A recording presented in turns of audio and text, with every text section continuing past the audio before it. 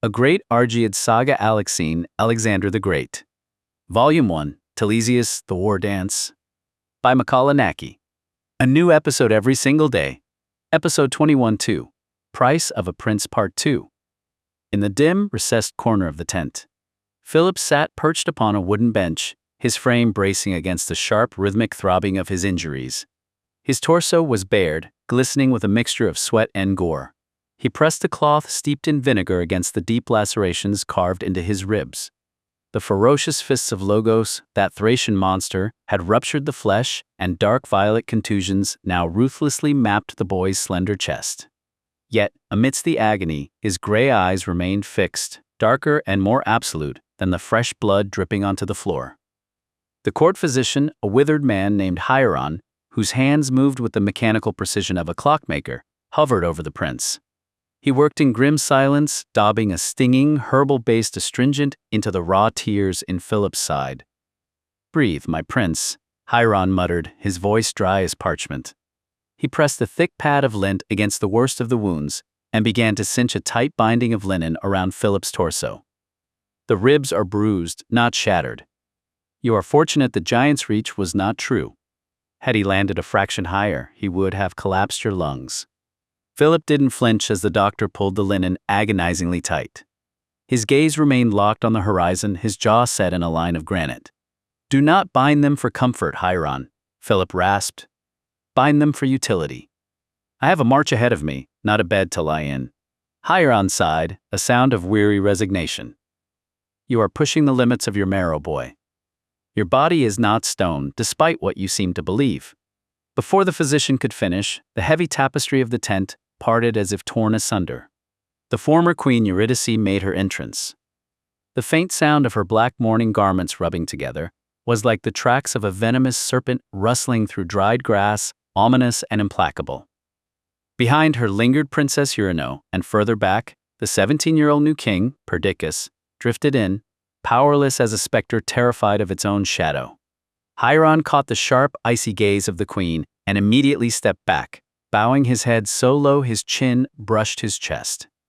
He gathered his leather satchel of salves and instruments with trembling fingers. "Leave us," Eurydice commanded. It was not a request, but a dismissal that left no room for oxygen. Hieron offered a frantic, silent nod to Philip, then scurried past the queen, his robes fluttering in the wake of her arrival. The tent seemed to shrink the moment the physician departed, leaving the prince alone with the architects of his survival and his imprisonment. "You have claimed victory, Philip," Eurydice delivered her first words. Her tone harbored not a single grain of a mother's maternal affection toward her wounded youngest. Rather, it was saturated with the cold, rigid logic peculiar to a general inspecting a battlefield. "I forced his champion to capitulate into the mud before the multitude of the entire army," Philip growled low, enduring the violent throbbing of his wound as his fingertips clenched the cloth. "Attalus, who bears the blood of the usurper, stared at my feet with an expression as displeased as if he had swallowed a hornet. Even Ptolemy was reduced to silence before the thunderous acclamations of the barons."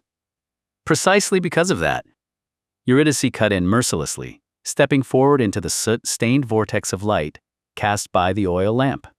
"Precisely because of that, you are enveloped by a peril of ruin far more immense in this very cadence than when you stood amid the dust of the arena. You did not merely win a wrestling match. You have manifested before the army the capacity of another true king, one who can replace the slaughtered Alexander. You have exposed before the generals the presence of a single, colossal intellect that utterly transcends their brute ferocity." "She speaks the truth, Philip," the new king, Bardylis, squeezed out his voice for the first time from the background. Beneath his mantle, his hand gripped the hilt of his rusted ceremonial sword, which he could no longer unsheathe without Ptolemy's permission, with such force that the blood drained from his skin. The profile of the 17-year-old king was fractured with jealousy, and with an overwhelming sense of defeat that surpassed even his envy. "The exact cadence you snapped Logos's neck, the rank-and-file soldiers stared not at me, but at you, unleashing their roars." Ptolemy sat upon the high dais listening to those cheers, gripping the wooden balustrade with such strength that the timber groaned. "The one seated upon the throne is I, yet the spear point of his murderous intent completely bypassed me, aiming itself squarely at you. Princess Eurydice, coldly supporting the shoulder of the terrified new king, stepped another pace forward. Her voice was the very essence of a whisper trembling under extreme tension. Ptolemy is no longer merely wary of you, Philip. He has begun to truly fear you. Immediately following the match, he whispered this to Attalus: "A lion in a cage is a mere stuffed specimen, but a lion released into the wild is rebellion itself. Draw his fangs with all haste. They are even now plotting to strip you of your princely office and immure you within the harshest border fortress of the north, a barren waste completely sequestered from the court and the gaze of the populace." The line of Philip's jaw stiffened as though crackling with tension. "I see. Even that usurper lacks the courage to execute another prince in the presence of the public so soon after murdering Alexander. He simply wishes to bury me alive while my breath is still in my body." "It is worse than that," Perdiccas continued. His voice was a turbid mixture of a kinsman's desire to save his brother's life and a terribly small, desperate expectation that by doing so, he might buy the security of his own throne. "Attalus insists that you should be used as a matrimonial instrument to define the western frontier, wedding you to the daughter of an Illyrian chieftain of the mountains. It is a permanent exile under the pretext of diplomacy. To them, you are no longer a brother or a nephew. You are a single rival to be crushed instantly. Philip. If you remain here in Pella, neither my throne nor your life will survive until tomorrow." "No." Eurydice ruthlessly swept away the laments of her second son, the new king. She dropped to her knees before her youngest, bringing her gaze to a perfectly horizontal intersection with her son's eyes. "You shall not flee to the lands of the barbarians, nor shall you perish within this squalid court. You shall survive. But it must not be upon this Macedonian soil." She cast a glance toward the tapestry of the pavilion, ensuring that Ptolemy's guards were not eavesdropping on her words, and dropped her voice into a deeper whisper. "The moment Alexander fell, I secretly dispatched a missive of distress to the Athenian general Iphicrates. He knew well that he could not directly intervene in this land himself. Therefore, he forwarded my letter to the one man whom the Greeks dread far more violently than himself, to Epaminondas, the master general of Thebes." Philip furrowed his brow slightly. The name of that legendary tactician echoed in the depths of the boy's ears like a fateful rumbling of the earth. General Epaminondas, the man who shattered the invincible phalanx of Sparta at the Battle of Leuctra. "The very same," Eurydice whispered, her voice saturated with a manic, hidden hope of vengeance. She stared at her child with an equal measure of sorrow and fierce, unbending will dwelling within her eyes. With her fingertips slightly trembling, she softly brushed aside the soot-stained hair falling across the boy's forehead. "Thebes is a blazing sun even now ascending into the southern sky. The arrival of the great general Pelopidas in this land shortly is not merely to force a peace between Ptolemy and our house. Macedonia's stability, for which we thirst so frantically to oppose the northern tribes, is also the stability of the Greek heartland. If our state collapses and the northern territories fall into the hands of the barbarians, they will sweep south, ravaging Thessaly and eating into their very center. His arrival is also a demonstration of power to those northern savages, presenting Macedonia with the protection of their iron." She swallowed her saliva fiercely, her expression completely hardening into the ruthless sacrificial mask of the royal house. Yet, that temporary protection demands an explicit price, a hostage of royal blood. And, Philip, it was I who pulled the strings beforehand behind the regent's back, arranging for Pelopidas to carry you away. Here in Pella, you are nothing but a target for assassination. But in Thebes, placing yourself directly beneath the shadow of that master general, you can become the supreme disciple of the science called power." Philip slowly leaned forward.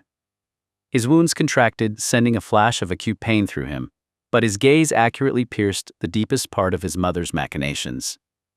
"While the murderer Ptolemy ensconces himself upon our throne, I shall depart for the Greeks as a hostage. In Thebes, I shall steal from within their finest education, their training, the tactics of General Epaminondas, and the diplomacy of General Pelopidas. Hostage is merely the public title. You are temporarily becoming a single ray of shadow. And Thebes is far safer than this nest of vipers," Eurydice interrupted, dropping her voice into a lethal friction. "If you remain in Pella, you are but prey waiting for the assassin's blade. But if you are in Thebes, you will breathe beneath the very tutelage of Epaminondas himself. You will witness real political maneuvers and the actual world of warfare in the immediate proximity of General Pelopidas. You shall sit at their tables, watch their drills, and learn up close the entire structure of how they broke that invincible Sparta into fragments and dust. To do so here is impossible, is it not?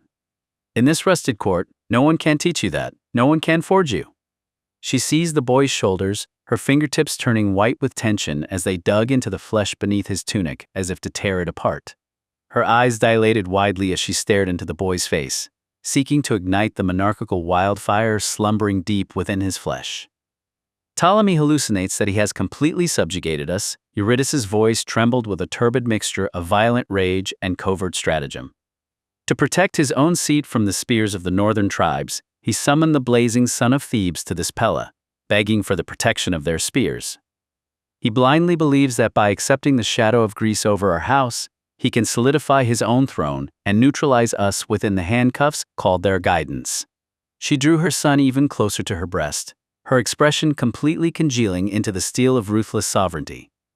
But he is nothing but a blind fool who can see no further than the walls of Pella. I'm sending you into the very heart of that alliance, not as a victim, but as the scout of our lineage. You shall depart for Thebes as a prince in dire jeopardy. Yet within that land you shall become a colossal sponge, absorbing into your very blood and flesh every tactic, every formation, and every secret they possess. While Ptolemy contents himself with the peeling crown of a fractured Macedonia, you shall learn the method of constructing an invincible army that the entire world cannot stand against. Princess Eurydice also brought her face close, her 20-year-old voice vibrating with violent passion. If you remain here, you are a mere corpse. But if you depart for that land, you become the immortal promise of this house itself. You shall transfigure into that supreme weapon which Mother visualizes. Go, Philip. By your departure, Ptolemy's eyes in Pella will be temporarily blinded, and the lives of those of us left behind will hang by a thread that is preserved. Perdiccas, torn between relief for his own preservation and guilt for selling his brother into enemy territory, merely stared fixedly at the gray stone floor. To him, Philip's banishment was the inescapable price required to maintain his own distorted coronation. Philip shifted his gaze from his mother's absolute hard eyes to the sparks of the oil lamp wavering inside the pavilion. The distortion of humiliation that the title of hostage ought to have brought vanished in an instant. In its place, a hunger for a colossal, cold, and calculated ambition governed the depths of his heart. He completely understood its essence. He was going to the south to become the shield of Macedonia, and at the same identical cadence, to forge the spear that would destroy Greece. When does General Pelopidas arrive? Shortly, Eurydice replied. Even at this very cadence, the battle lines of his hoplites continue their march from the soil of Thessaly toward Pella. He shall reign over this land not as an envoy, but as an arbiter of iron. Steel your resolve, Philip. When the lion standard of Thebes appears over the ridge, you must not show them the figure of a child trembling in terror. Stand erect with resolution. Show them the figure of a cold disciple of war who has finally discovered his true master. Philip nodded slowly, his right hand instinctively touching the hilt of his short sword. The wound within his palm opened slightly, and blood began to seep. My resolve is already steeled, mother. If the Greeks thirst for a hostage, I shall gladly offer my body. Yet they shall eventually come to know, to the very marrow of their bones, what an alien guest, what a monster they have welcomed into their cradle. Bardylis had retreated, but the threat of further slaughter lingered, heavy and palpable. The air in Aegae remained thick, charged not with the solemnity of the dead, but with the coiled tension of a spring wound to the point of snapping. The funeral games had concluded in blood-drenched upheaval, and as shadows lengthened across the tomb-strewn landscape, the panic within the royal encampment curdled into something far more dangerous. The growing realization that the arena was merely the first act. Ptolemy paced the length of his heavy leather tent, his shadow dancing erratically against the canvas.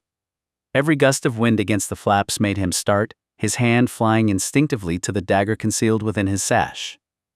They are regrouping, Antipater said, his voice as flat and cold as a whetstone. He was methodically packing the state's registers into a locked iron chest. The Lyncestian envoys were seen speaking with the Illyrian scouts near the northern gate. They aren't waiting for the funeral to conclude, they are assessing the damage to our command structure. And the boy? Ptolemy snapped, his voice jagged with fatigue. Antipater did not look up from the ledger, his quill continuing its precise, rhythmic scratch against the parchment. "The old guard has him protected," he replied, his tone devoid of emotion. Attalus, Parmenion, and even the younger officers have formed an impenetrable perimeter around his quarters. Any attempt to reach him now would be nothing short of suicide. He paused, finally lifting his gaze to meet the regent's eyes. "If you intended to have him dealt with before we reach the safety of Pella, that moment has passed." The phalanx has begun to view the boy as a talisman. He is no longer just a prince to them, he is an omen of victory, and they will not let a single hand touch him. Ptolemy stopped, his chest heaving. Survival, he reminded himself, though the thought tasted like ash. And the only thing keeping the wolves at bay. If they perceive us as vulnerable, the entire march to Pella will be a slaughter. "Double the perimeter, scouts," Ptolemy commanded, his voice trembling slightly. "If a single blade is drawn within our lines before we cross the Lydia's river, I want the culprit executed where they stand. We are not traveling to Pella. We are running a gauntlet." The camp perimeter was not just a line of guards, it was a physical manifestation of a kingdom's fractured soul. The atmosphere outside the royal tents was suffocating, thick with the damp, earthy rot of the surrounding marshes and the heavy, metallic tang of impending violence.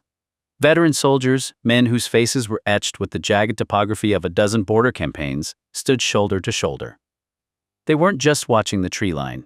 They were measuring the distance between their own lives and the next betrayal.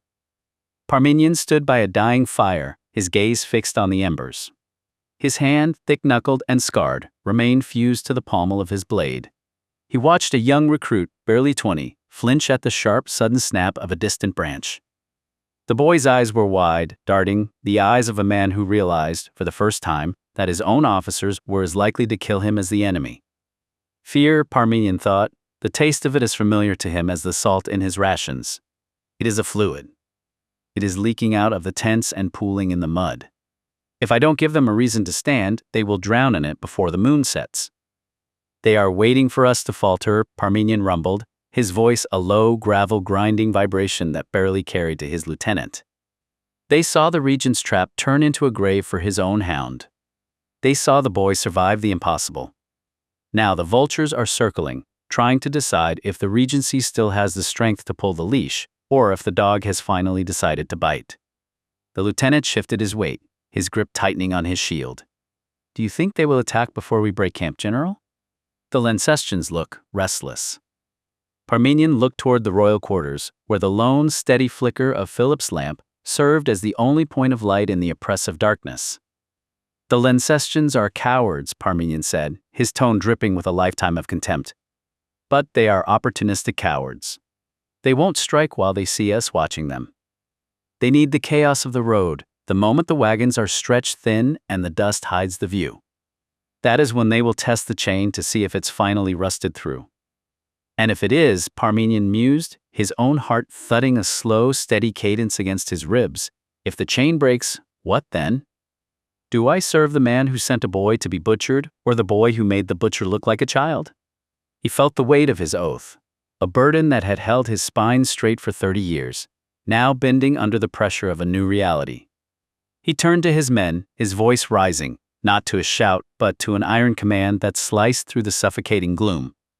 "Listen well. We march at first light. Every man carries his spear in his hand, not slung across his back. If you see a shadow in the tree line, you do not call out to confirm a password, you strike. You do not ask for clearance, you earn it with your steel." He leveled a hard, piercing gaze at the younger recruits. "This is no longer a funeral escort. Forget the gods, forget the rites. This is a war march. We are the only thing keeping this house from collapsing into the dirt, and tonight we are the only walls that matter." Inside, the tent felt like a tomb waiting to be sealed. Philip sat on a simple wooden stool, his torso bound in stiff, blood-stained linen. Across from him, Eurydice sat rigid, her eyes darting to the tent flap every time the wind whipped the canvas, her ears straining for the telltale hiss of steel being drawn in the dark. "They will come for you on the road," she whispered, her voice a fragile tremor that threatened to snap. "Ptolemy's mercenaries, the Lancestian assassins, they cannot let you reach Pella alive. You are a living accusation against them, Philip." Philip stared at the flickering lamp, his shadow stretching long and distorted against the tent wall. His body was a map of agony, every shallow breath a sharp, biting reminder of the giant's crushing weight. Yet his mind was a frozen lake, clear, cold, and dangerously still. He didn't look like a boy who had barely escaped the slaughter. He looked like a general surveying a battlefield he had already claimed. "They will come," Philip agreed, his voice a low, steady hum. "But they are fighting a war they don't understand. They think they are hunting a boy. They don't realize they are trying to hold back the tide with broken reeds." Inside, the young king looked unmoored, his crown tucked beneath his arm as if it were a heavy, unwanted burden. He was 17, but in the harsh lamplight he looked barely 14, a ghost haunted by his own throne. "The guards are whispering," Perdiccas said, his voice cracking. He didn't look at Philip semicolon. He stared at the floor, his hands trembling. "They say you are a curse. They say the fates have marked you, and if you stay with the column, the whole army will bleed." Philip looked at his brother, his gaze softening, not with pity, but with a hard brotherly weight. "The army is afraid, Perdiccas?" "Not of me. They are afraid of a leader who is too weak to protect them from the regent's schemes. If I hide, they will lose faith in all of us." Perdiccas finally looked up, his eyes glassy with terror. "I am the king," he thought, the words ringing hollow in his own mind. "But I am just a puppet tied to a string of daggers. If he wins, I'm eclipsed. If he dies, I'm alone with the monsters. If they kill you, Philip, I cannot stop them. I am not the king they want." "Then stop trying to be the king they want," Philip said, his voice firm. "Be the king who survives." Philip turned his gaze back to his sister, steadying them both. "Let them attack. Every shadow they send against me is a chance to prove to the phalanx that Ptolemy is the danger, not the crown. When we march, I will not hide in a carriage like a hostage. I will walk at the head of the column. If they want to test the strength of the Argead name, let them try to do it in the side of every man who carries a spear." Outside, a sudden sharp clang of metal echoed through the camp, a guard dropping his shield in the frost. The entire camp went deathly quiet. Inside the tent, the three siblings froze. Perdiccas clutched his crown, his knuckles white, while Eurydice held her breath, her heart hammering against her ribs. For a moment the only sound was the collective ragged breathing of thousands of men, each one waiting, each one wondering if the night would end in a final, brutal betrayal, or if the dawn would finally offer them a road home. The night after the funeral games did not bring rest. It brought a suffocating, hyper-alert silence that hung over the encampment like a shroud. The torches, flickering in the damp marsh air, seemed only to carve deeper pools of darkness into the camp, turning every shadow into a potential assassin. In the rows of the infantry, sleep was a luxury no one could afford. Men lay on their thin, straw-filled pallets, but they were not sleeping. They were listening. Every snap of a twig in the nearby forest, every rustle of the canvas tents made hundreds of hands reach instinctively for the hilts of their daggers. The air smelled of cold iron and anxiety. "Do you hear that?" A young spearman whispered to his comrade, his voice brittle. "It's the wind," the veteran beside him muttered, though his own eyes remained wide open, locked on the tent entrance. They all knew the truth. Logos had been the regent's first play, a public, brutal attempt to rid the house of Amyntas of its most dangerous asset. Now that the giant lay cold in the red clay, the rules had changed. A public execution had failed. A silent, midnight blade was the only option left. The question wasn't if an ambush would come, but from which shadow it would emerge. The royal pavilion was a claustrophobic cage of silk and shadow. Inside the inner circle, the tension was visceral, a low-frequency hum that vibrated in the marrow of one's bones. Queen Eurydice sat in her private quarters, her back straight as a spear shaft, staring at the lone candle flame as if it were the only thing holding the darkness at bay. To her left, Princess Eurydice sat curled on a low stool, her fingers obsessively tracing the hem of her robe, her breath hitched and shallow. Every flicker of the tent canvas, every whisper of the wind, made her shoulders rise toward her ears. "They won't come for us," Eurydice whispered, her voice barely audible, a frantic thread of sound. "They'll come for Philip. If he dies in his sleep, the regency is absolute. We will be ghosts in our own house before the sun rises." Eurydice did not turn her head. Her eyes remained fixed on the dancing wick. They will come for the boy, she thought, the realization cold and sharp as an icicle in her chest. And if they succeed, we are merely survivors waiting for our turn to be extinguished. Across the small partition in the adjoining chamber, Queen Gigia lay atop her furs, her 3 sons sleeping in a row beside her. She had not slept either. She was wide awake, her hand resting on the hilt of a small jeweled dagger she had tucked into her waistband, a secret insurance against the night. She heard the soft, muffled sobs of Eurydice drifting through the tent walls, and felt a surge of grim, protective iron. Eurydice thinks she is the only one playing for the throne, Gigia mused, her eyes scanning the dark corners of her tent for any movement. She thinks the danger is only for Philip. She forgets that the wolves do not care which Argead meat they tear first, so long as the line is broken. Gigia listened to the rhythmic, fearful breathing of her sons, and felt a tremor of maternal rage. Let them come, she thought, her fingers tightening around the dagger's hilt until her knuckles ached. If the night brings blades, I will not be the one found kneeling in the dark. Within the pavilion, silence was not a sign of peace. It was a pact. The 2 queens, separated by a thin sheet of fabric, sat wakeful and armed, each guarding her own, both waiting for the sound of a footfall that would signal the end of their world. Parmenion walked the lines, his boots silent in the damp earth. He saw the way the guards shifted their weight, their faces gaunt, their nerves frayed. He saw the way they watched the tree line, not as soldiers, but as hunted animals. They are waiting for a whisper, Parmenion thought, gripping his sword. They are waiting for the moment when a guard forgets to breathe, or when a torch gutters out.